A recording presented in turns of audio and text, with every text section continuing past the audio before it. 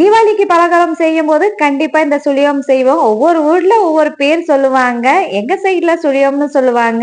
உங்க சைட்ல இந்த ஸ்வீட் பேர் என்ன சொல்லுவாங்கன்னு கமெண்ட்ல சொல்லுங்க. நான் கொஞ்சம் ப்ரிப்பரேஷன்லாம் பண்ணி வச்சிட்டேன் முதலே. கடலப்பருப்பு ஒரு 3 விசில் விட்டு வேக விட்டு எடுத்து வச்சிருக்கேன். நமக்கு எவ்வளவு ஸ்வீட் தேவையோ அதுக்கு தகுந்தமா வெல்லம் எடுத்திருக்கேன். அதுக்கப்புறம் தேங்காய், ஏலக்காய் இது எடுத்திருக்கேன். இப்ப சுழியம் செய்யறதுக்கு ஃபர்ஸ்ட் நம்ம தேங்காய் வந்து துருவி எடுத்துக்கலாம். அதுக்கப்புறம் கடலப்பருப்பை வந்து நம்ம வேக வச்சு எடுத்து வச்சிருக்கோம்ல, அது நல்லா நம்ம நெசுக்கி எடுத்துக்கலாம். கடலப்பருப்பு வந்து முழுசா இல்லாம நல்லா நெசுங்கி இருக்கணும். அதுக்கப்புறம் ஒரு பவுல்ல வந்து மைதா மாவு எடுத்துக்கலாம். லேசா சால்ட்டை கலந்து கொஞ்சம் கொஞ்சமா தண்ணியை சேர்த்து இந்த பதத்துக்கு நம்ம ஒரு பேஸ்டா நம்ம வந்து கலக்கி எடுத்துக்கலாம். அதுக்கப்புறம் ஸ்டஃபிங்க்கு வந்து ஒரு பேன்ல நம்ம துருவின தேங்காய் சேர்த்துக்கலாம். 1 மினிட் வதக்குனா போதும். கூடயே வந்து நம்ம வேக வச்ச கடலப்பருப்பை நசுக்கி வச்சிருந்தோம்ல அதையும் சேர்த்துக்கலாம். கூடயே தேவையான அளவு நம்ம எவ்வளவு ஸ்வீட் தேவையோ அந்த அளவுக்கு வந்து நம்ம வெள்ளத்தையும் நம்ம சேர்த்துக்கலாம்.